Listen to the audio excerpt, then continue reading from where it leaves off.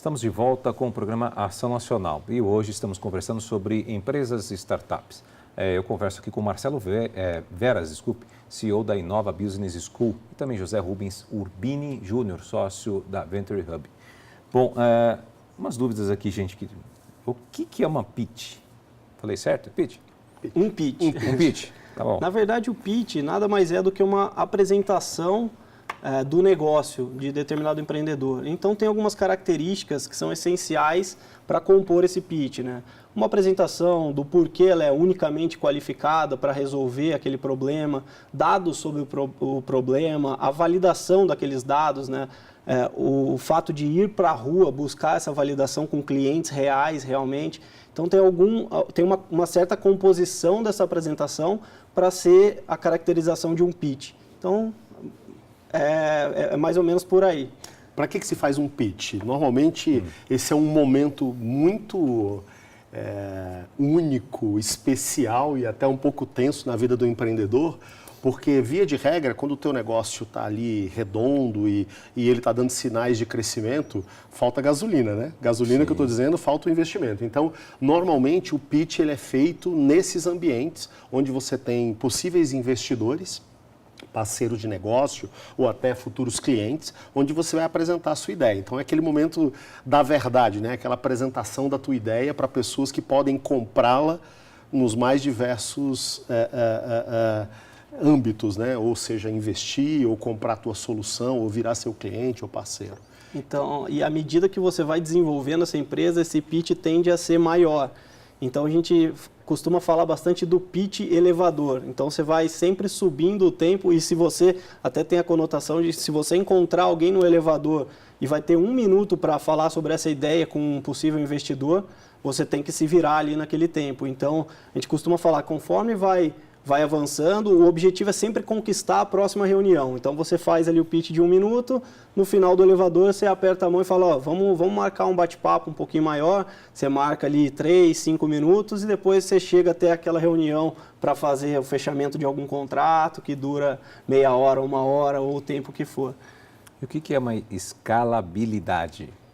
Então, escalabilidade é um termo que configura uma possível exponencialidade, né? Talvez é complexo de explicar, mas uma startup que alcança a escalabilidade, ela consegue utilizar ali de todo o ferramental, né? Encontrar aí os canais de venda, os canais de tração para transformar um dinheiro aplicado aqui, ele ser exponencializado. Então, ele ser exponencializado em forma de receita.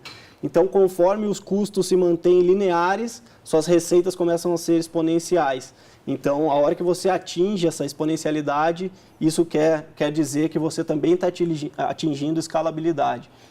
Para você chegar a valer o que ele comentou, ser nomeado como um unicórnio, uma empresa que vale $1 bilhão, você tem que, via de regra, fazer negócios mundialmente. E fazer negócios mundialmente não é uma coisa trivial. Imagine, eu vou lá no meu bairro e monto ali minha padaria. Eu vou atender aquele mercado potencial, posso abrir uma ou outra filial, mas aquilo não vai passar daquilo. Se eu quiser realmente que aquela minha solução ela atinja uma população de um país inteiro como o Brasil, 200 milhões de habitantes, eu preciso de algum ferramental, via de regra tecnológico, que eu possa replicar essa ideia. Senão, eu vou continuar sendo um negócio de bairro pequeno, que não tem nada de errado nisso. Mas sim, esse não é o termo hoje de uma startup. O nome dado a uma startup hoje, um dos ingredientes de uma startup é ela tentar reunir condições para ela vender nacionalmente, globalmente, mundialmente, né? Então, você transformar um negócio em escalável, aí é outro jogo, porque replicar uma ideia em outras cidades e até mesmo em outros países, você precisa ter uma preparação, um arsenal tecnológico muito grande por trás. E se você realmente acertar ali a dor de mercado, e se as coisas começarem a dar certo, de que forma você vai, através da tecnologia ou de algum outro meio, tornar a empresa escalável? Então, você tem que pensar desde o início um modelo de negócio que seja realmente escalável. Você pode quebrar a empresa, né? Se não atender sim, a demanda exato, for demais, você não tem estrutura para poder suportar isso. Aliás, um detalhe muito interessante que poucas pessoas sabem, Júnior, é que muitas das empresas quebram no crescimento. Ah, é? Existe um conceito em gestão financeira chamado efeito tesoura, que é quando você não está preparado para suportar o crescimento de custos, as tuas vendas estão crescendo, mas você não tem lastro para suportar esse crescimento, muitas empresas quebram no crescimento. Olha que interessante isso, né? E as pessoas falam, nossa, agora eu estou crescendo, olha, agora eu vou embora, né? Agora eu vou disparar no mercado. E, na verdade, você acaba quebrando, né? Uma pequena instabilidade que acontece na economia te leva... Um caso real, eu trabalhei há alguns anos nas startups de telecomunicações, quando as bandas B foram privatizadas aqui no Brasil. E eu me lembro muito bem que tinham famílias que montavam loja para vender telefone celular. Telefone celular você comprava num grande magazine ou você comprava em lojas individuais. Quem tinha uma loja, então trabalhava ali o marido, a esposa, o filho e tal, ia bem, tocava. Quando alguns deles, com o espírito empreendedor, vão abrir a segunda. Aí um cuida daqui, o outro cuida dali. Aí abre a terceira. Quando abria a quarta, metade quebrava.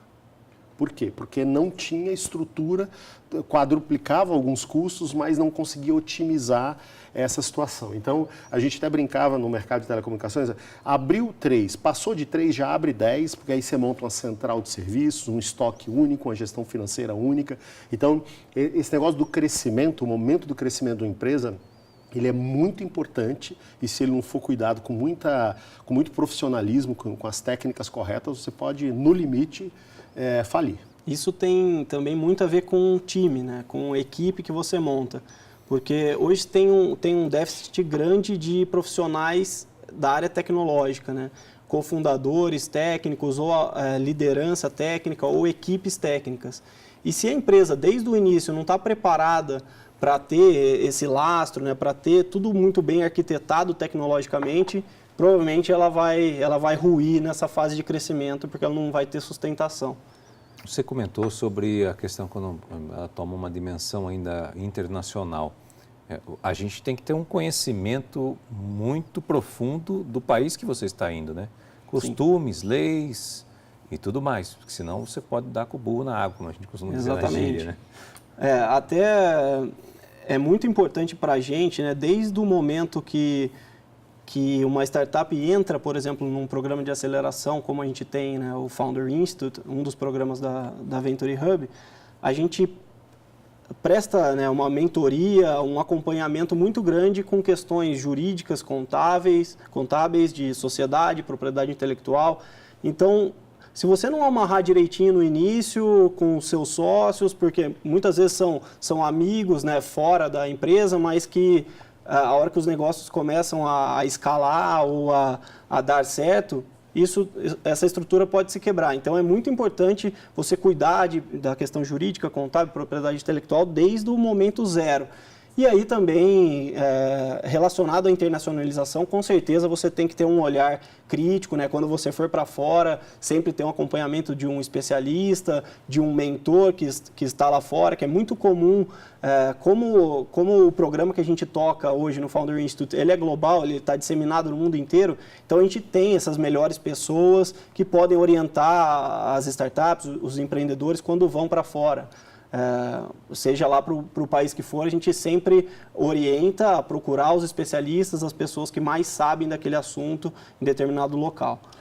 E levar um negócio para fora do país tem outra lista gigantesca de coisas para olhar, né? Além dessas que o Rubinho citou, que são as mais importantes, a marca que você criou aqui no Brasil, o que ela significa, aquele nome em outro país? Aquilo lá fora pode ser um palavrão. Né? Registrar a marca lá fora, vai que o negócio dá certo e alguém mal intencionado vai lá e registra a tua marca lá fora, domínio de site, enfim. E você nunca sabe onde o negócio vai dar certo. Eu conheci aqui em Campinas 2 meninos que criaram um joguinho e o objetivo deles era vender aqui no Brasil. Só que eles colocam numa plataforma dessas lojas de baixar aplicativo. Aqui no Brasil não vendeu nada, mas na China virou uma coqueluche, virou um sucesso na China. Né? Então, quando você parte para criar um negócio, repito, você vai criar um negócio no teu bairro, na tua cidade, é um jogo. Quando você vai para um ambiente de startup, você tem uma ideia que você acha que você pode impactar o mundo, é outro jogo. Tem muito mais coisa em volta para prestar atenção e profissionalizar. E quando você chega a essa escala de crescimento que a gente falou aqui, né, tem aquela curva, né, você tem que procurar ajuda. Sem dúvida. Porque senão o risco de você falir realmente é muito alto. Essa é outra falácia, eu já mencionei no outro bloco, quero repetir aqui agora. Quem tem uma ideia e realmente a ideia for boa, tem que se cercar de pessoas. Sozinho a gente não vai a lugar nenhum, não se cria uma empresa grande, não se cria um negócio de sucesso sozinho. A gente precisa de competências complementares. Então, essa ideia de ficar guardando para si, não, eu quero ser dono sozinho, eu quero ter isso só meu. Esse, na minha visão, não sei se o Rubinho concorda, é o primeiro caminho para o fracasso, é querer fazer tudo sozinho e não se cercar de competências que você não tenha, competências complementares. E hoje está havendo uma dificuldade grande, inclusive, no mercado, de encontrar profissionais que sejam resilientes, que tenham todas essas características que a gente comentou, por conta de alguns fatores, né? Um deles é uma grande multinacional que observa aí o desenvolvimento de um empreendedor, de uma área tecnológica, de inteligência artificial, de ciência de dados, observa ele crescendo ou até mesmo ele vai lá para validar se aquela ideia dele tem viabilidade e a empresa acaba incorporando esse funcionário. Então, é até uma lógica um pouco contraditória, porque a gente tem bons empreendedores sendo puxados por empresas porque eles são excelentes profissionais e já têm as características de pessoas do futuro. Pode falar. Não, o que o Rubinho estava comentando, Júnior, muitas das empresas grandes, gigantes, já perceberam que ou se aproximam dessas garagens onde essa meninada está criando essas coisas, ou daqui a pouco o seu próprio negócio vai estar em xeque. Porque também nessa primeira década do século... Interessante, hein?